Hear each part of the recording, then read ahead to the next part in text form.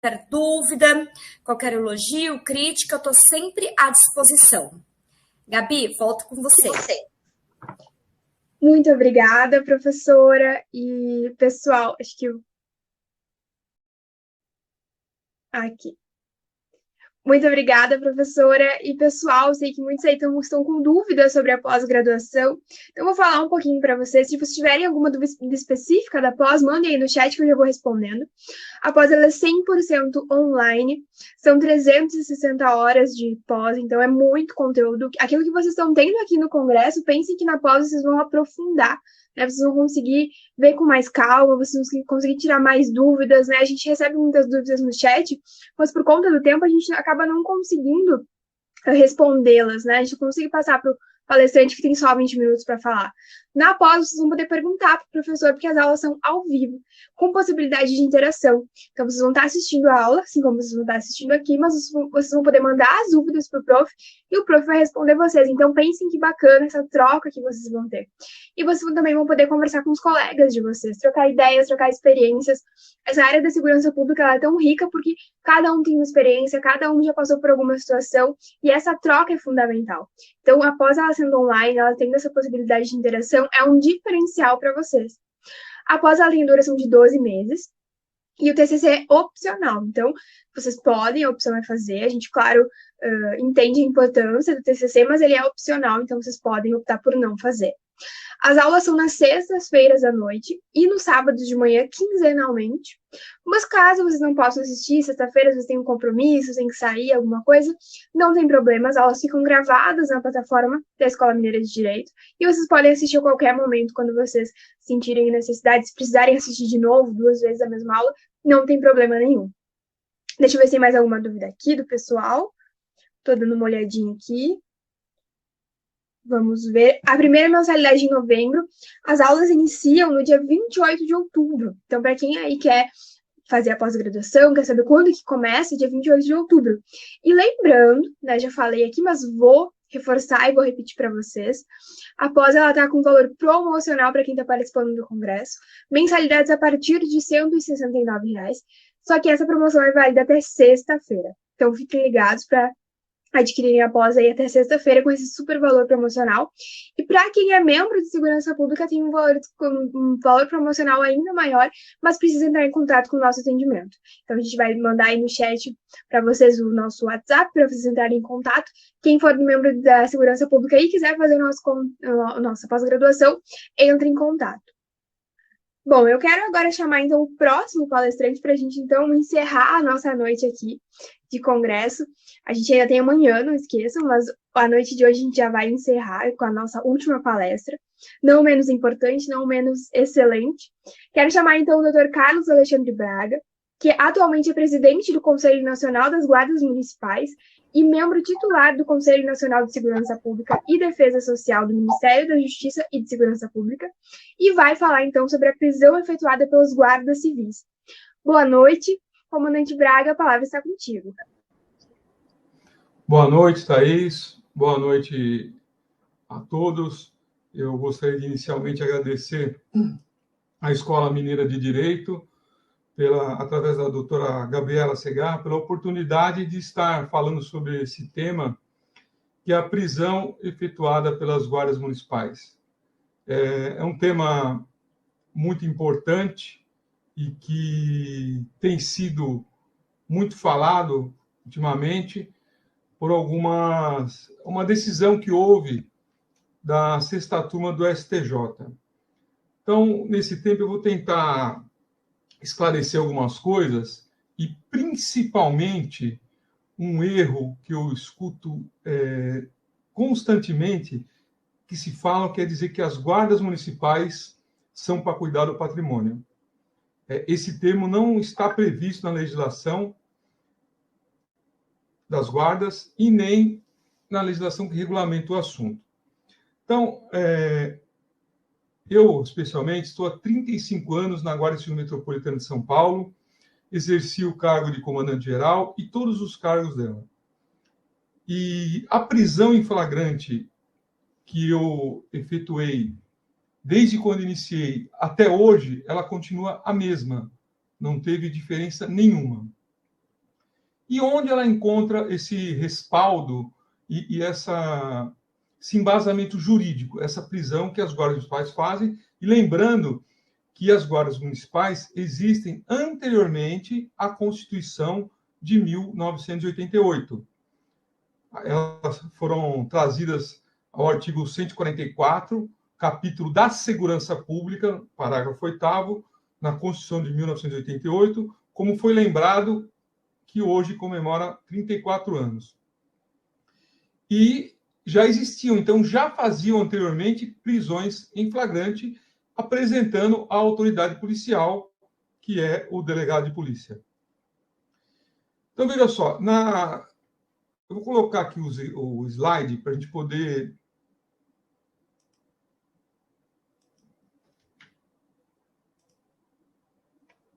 estar falando sobre o tema. Bom, inicialmente, as guardas municipais, elas estão previstas no artigo 144 da Constituição Federal, parágrafo 8º.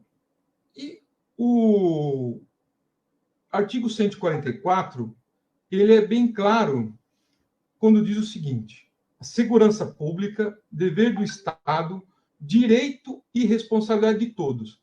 Esse Estado aqui está em letra maiúscula, que representa o quê? Os Estados politicamente organizados, município, Estado e União. Direito e responsabilidade de todas, repito, é exercida para a preservação da ordem pública e da incolumidade das pessoas e do patrimônio através dos seguintes órgãos. Aí elenca todos, e as guardas municipais ficaram no parágrafo 8º da Constituição Federal. Nós vamos ainda falar mais à frente sobre isso, mas aqui, a prisão em flagrante. A Constituição de 88, no seu artigo 5º, inciso 61, diz o seguinte: que ninguém será preso senão em flagrante delito ou por ordem escrita e fundamentada de autoridade judiciária competente, salvo nos casos de transgressão militar, que tem outra definição em lei.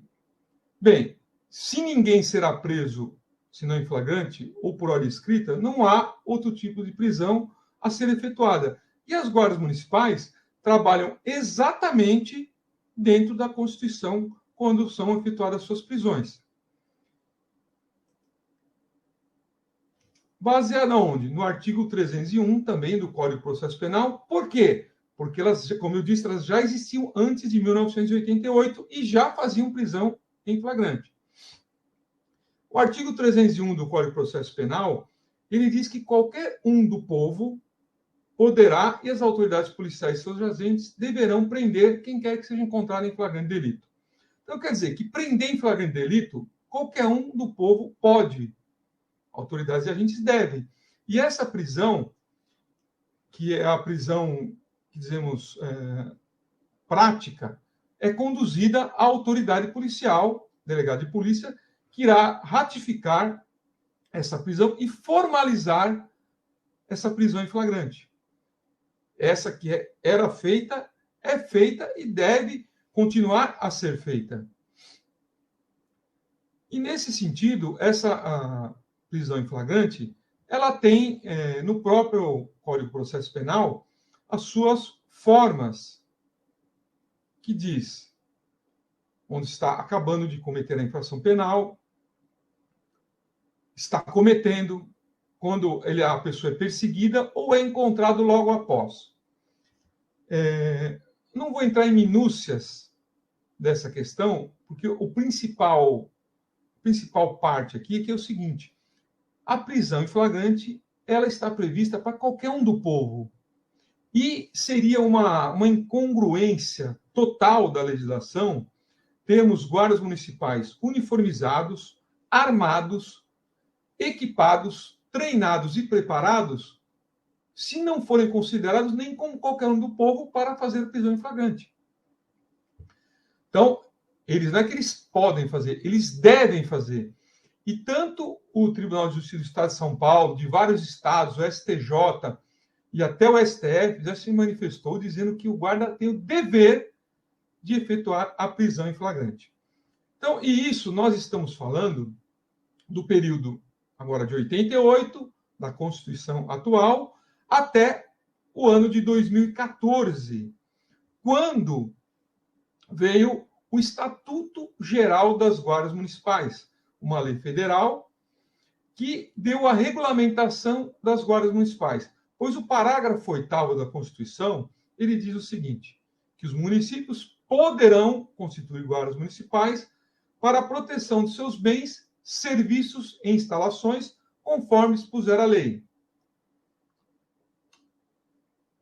E aí está a limitação da atribuição das guardas municipais. Essa é a limitação. E aí não se fala em nenhum momento de patrimônio, bens, serviços e instalações, a qual vou mais à frente explicar o que são bens, serviços e instalações. Então, 26 anos após a Constituição Federal, veio a Lei 13.022. Então, durante 26 anos, as guardas municipais de todo o Brasil, que crescem a cada dia, fazem suas prisões em flagrante ou em apoio à autoridade policial ou delegado, ao Ministério Público, ao Judiciário, para cumprimento de ordem escrita e fundamentada de autoridade judiciária competente. Isso em todo o Brasil. Então, se dizer, como a imprensa falou erroneamente, desinformou a sociedade, que as guardas municipais não tinham o poder de polícia, é um erro grosseiro e cria um conflito que só prejudica os cidadãos, pois desinforma, pois as guardas municipais têm poder de polícia, têm a sua atribuição, e dentro dessa atribuição, elas têm o dever de efetuar a prisão em flagrante. Então, vejamos aqui. A lei federal que veio em 2014, e daí por isso que eu gosto de reiterar esses períodos, porque foram 26 anos trabalhando sem ter essa legislação. E as prisões foram feitas dentro da legalidade, de forma correta. E é claro que eventuais erros em prisões são normalmente corrigidos pelo Poder Judiciário. E isso acontece em todas as esferas. Vejamos aqui. A lei federal, que é o Estatuto Geral das Guardas Municipais, ela tem 5 princípios mínimos de atuação das guardas municipais. Então, eu vou me ater aqui ao que é o principal para a prisão, que é o do inciso 3º, que é o patrulhamento preventivo. Patrulhamento preventivo que as guardas municipais fazem nas ruas.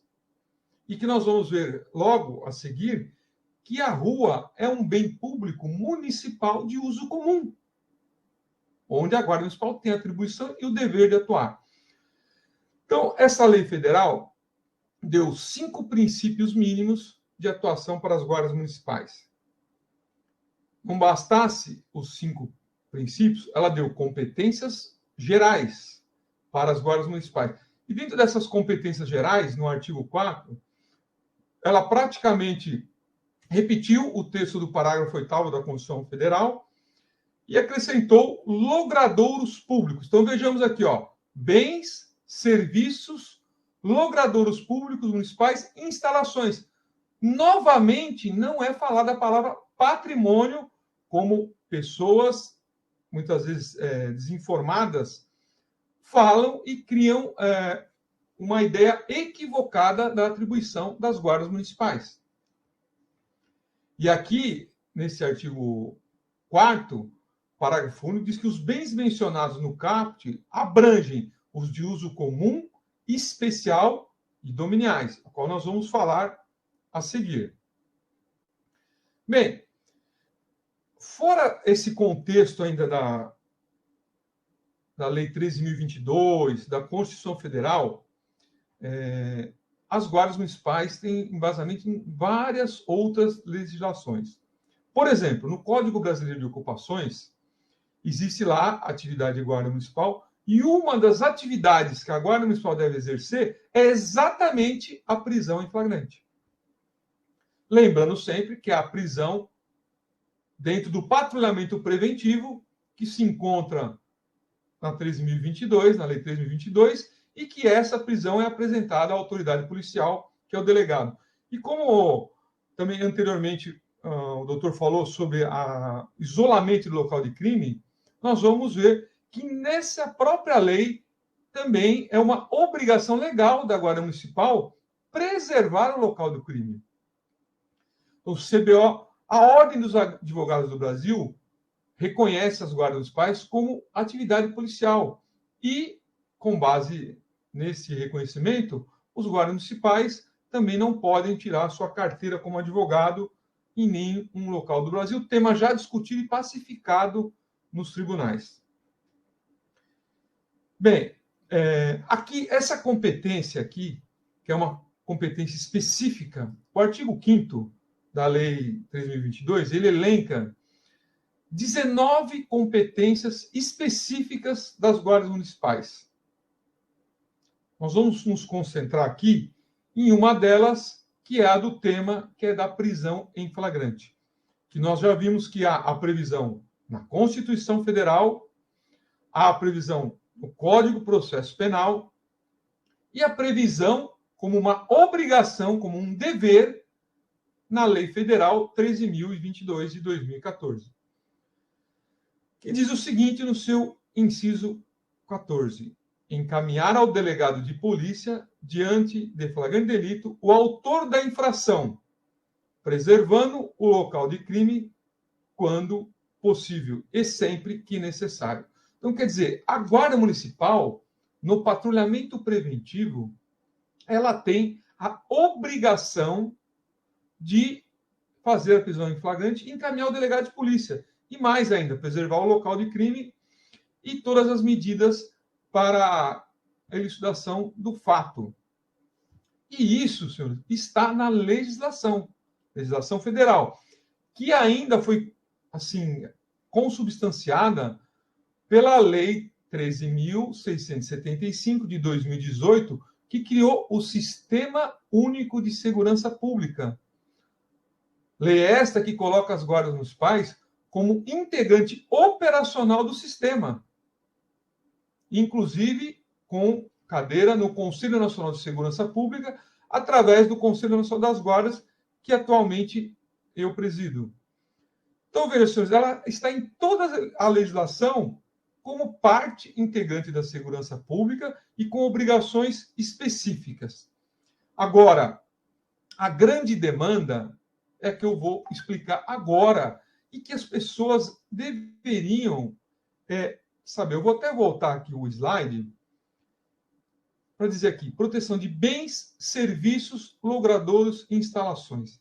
É aqui que reside todo o problema, por desconhecimento de algumas pessoas. O que são bens? Os bens públicos têm previsão legal, definição legal no Código Civil, no seu artigo 99. E no anterior também tinha previsão. E lá existem os bens públicos de uso comum, de uso especial e de uso dominical ou dominial. Dentre esses bens públicos, os de uso comum são aqueles que a população pode usar sem nenhuma restrição. A exemplo das ruas. As ruas, em sua maioria, são bens públicos municipais, portanto, com obrigação legal das guardas municipais, no patrulhamento preventivo, prender quem quer que esteja em flagrante delito. E, ratificado aqui na lei também, todos os tipos de bens municipais. Então, bens públicos municipais. Ruas são bens públicos municipais de uso comum, onde as guardas municipais efetuam seu patrulhamento preventivo e, ao deparar com a situação de flagrante, elas poderão e deverão agir. Os bens públicos de uso especial são aqueles que têm uma destinação específica, como escolas municipais, postos de saúde, onde as pessoas têm uma destinação específica. Também é atribuição da Guarda Municipal. Os de uso dominial, na verdade, esses são os que menos verificamos, porque faz parte o dinheiro público. Então, esse a gente vê muito pouco. mas também as guardas municipais têm uma obrigação nesse aqui. Os serviços municipais são aqueles para atender o munícipe, serviços de educação, de saúde, de fiscalização de posturas em todo o município, que é a atribuição do município, onde as guardas municipais devem também fazer e detêm poder de polícia dentro de sua competência e atribuição, como estamos falando aqui. Instalações que são todo suporte fático para a estrutura de todos os órgãos do município para atender a população. Logradouros públicos, que daí sim seriam os parques, as praças, aqueles locais onde a sociedade do município frequenta sem restrição. E dentre todo esse contexto, as guardas municipais exercem o poder de polícia. E vejo que em nenhum deles aí está se falando em patrimônio, como às vezes até de forma equivocada pessoas utilizam, dizendo que a guarda municipal é apenas para cuidar de patrimônio. E todos os bens, serviços, instalações e logradouros são feitos para o bem-estar do munícipe que utiliza. Então seria uma incoerência muito grande de a guarda municipal estar patrulhando uma rua e não ter o dever de prender aquele que está cometendo uma infração penal. Isso tem ocorrido, e essa decisão que houve do STJ, a qual eu deixei agora para o final para fazer um breve comentário, ela está ainda pendente de recurso, essa decisão no STF, o Ministério Público recorreu, as partes também têm um mandado de segurança nesse sentido. Por quê? Porque lá o que se caracterizou foi a prova. E o eminente ministro do STJ, na sua fala, disse que as guardas municipais não tinham mecanismos de controle, e tem previsto em lei, tem treinamento específico em escolas de atividade policial, também com previsão nessa lei que eu estou citando aqui, que é o Estatuto Geral, exame psicológico para o porte de arma, enfim, tem todos os requisitos para que efetue o seu trabalho. E tem controle externo, sim, do Ministério Público, que em qualquer irregularidade também responde pelos erros que cometerem na sua atividade.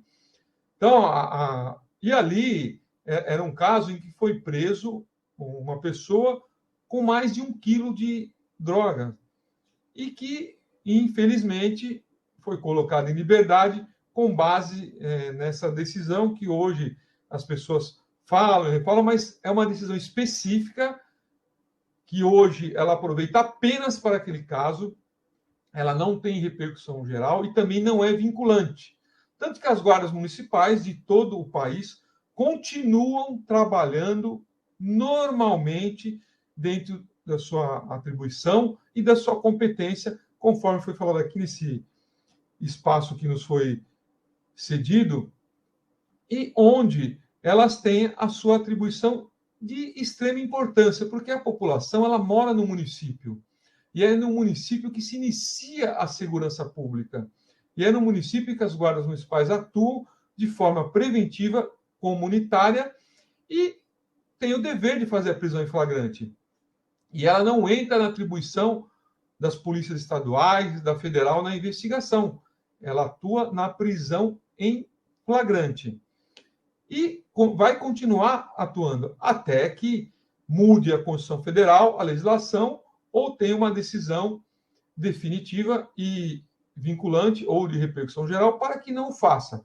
Mas, no momento, elas continuam trabalhando de forma normal dentro da sua atribuição e competência, e que eu ressalto, não é de 2014 para cá, já é de 34 anos da Constituição Federal, e anterior também elas já atuavam. E de forma uniformizada. E uniformizado, ela é a forma ostensiva.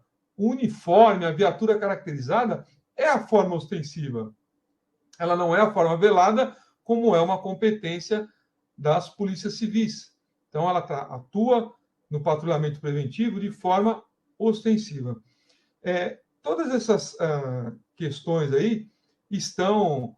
eu tenho um livro que está na 3ª edição, que é Guarda Municipal, Orientações Legais e Administrativas, que tem todo esse conteúdo sobre guardas municipais e que pode ser encontrado no nosso site, que é o www.guardasmunicipais.brasil.com.br, e assim possam adquirir, e tem lá toda a jurisprudência atual, as decisões, as últimas decisões, enfim, tudo que as guardas municipais têm de arcabouço jurídico e que dão sustentação ao trabalho que elas executam, que é reconhecido pela sociedade brasileira, inclusive em pesquisas encomendada pela Confederação Nacional das Indústrias.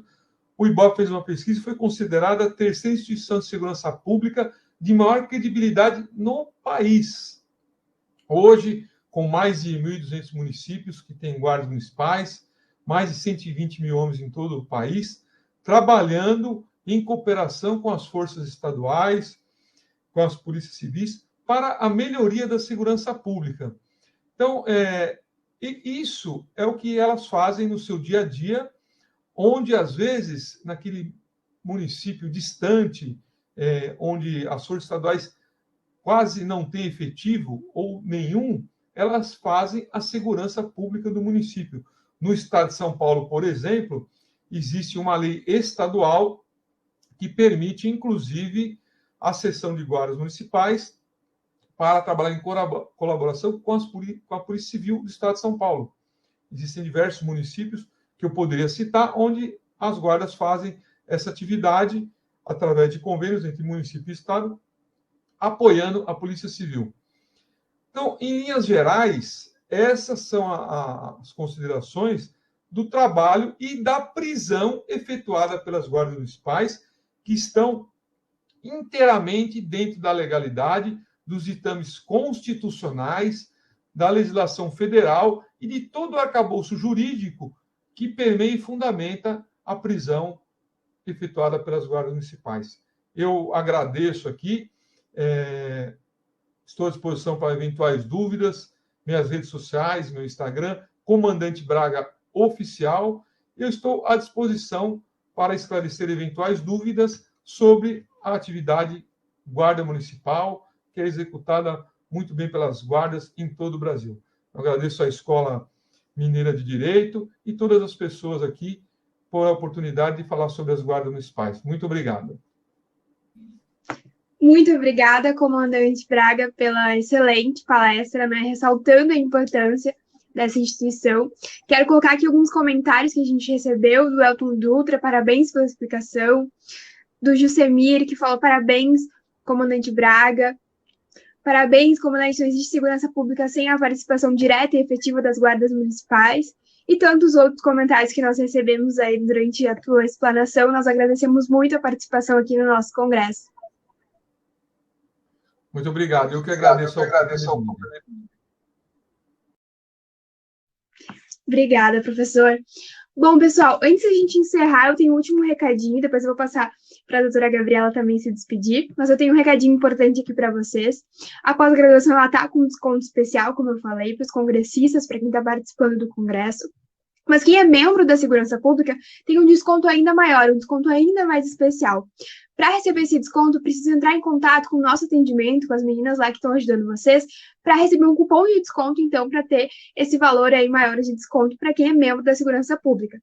Quem tentou efetuar a compra ontem e não conseguiu, nosso cupom estava com probleminha, mas já foi resolvido e ele já pode ser utilizado hoje. Então, para quem aí quiser vir conosco para participar dessa pós-graduação que está tão recheada de conteúdo, tá incrível, assim, para quem está participando do congresso, está vendo a qualidade dos conteúdos, e na pós-graduação a qualidade é ainda maior, os conteúdos são ainda mais aprofundados. Então, reforçando, quem é membro da segurança pública tem um desconto maior na pós-graduação em segurança pública e investigação criminal. Para isso, precisa entrar em contato com a gente no chat, que a gente vai estar disponibilizando um cupom para vocês. Se alguém tentou usar o cupom ontem e não conseguiu, a gente já ajustou e o cupom já está disponível para vocês utilizarem. Agora eu quero chamar, então, a doutora Gabriela para dar uma boa noite para o pessoal. Ela queria falar umas palavrinhas ainda. Olá, Gabi. Olá, Gabi. Eu só queria agradecer imensamente a todos que estão conosco até esse horário. Já estamos batendo aqui quase 2 horas e meia de palestra.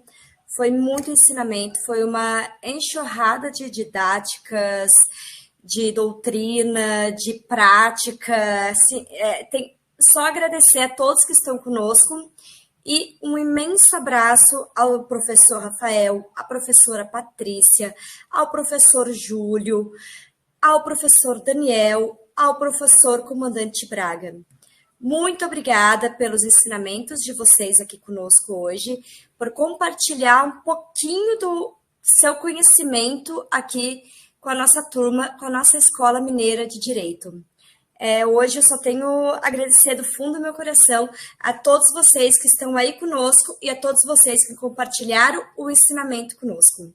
Muito obrigada. Era só essa mesmo a minha palavra e aguardo vocês na nossa pós-graduação. Gabi, com você. Obrigada, professora. E, pessoal, então, muito obrigada pela participação de todos. Não deixem aí de colocar o like no vídeo para a gente saber se vocês gostaram da noite de hoje. Nós tivemos aí muito conteúdo. Espero que vocês tenham gostado. Tudo que a gente faz aqui é para que vocês recebam esse conteúdo de qualidade. Eu espero vocês aqui amanhã, às 19 horas, porque a gente ainda tem mais conteúdo no nosso último dia de congresso. Então, aproveitem um bom descanso e a gente se encontra aqui amanhã. Tchau, tchau.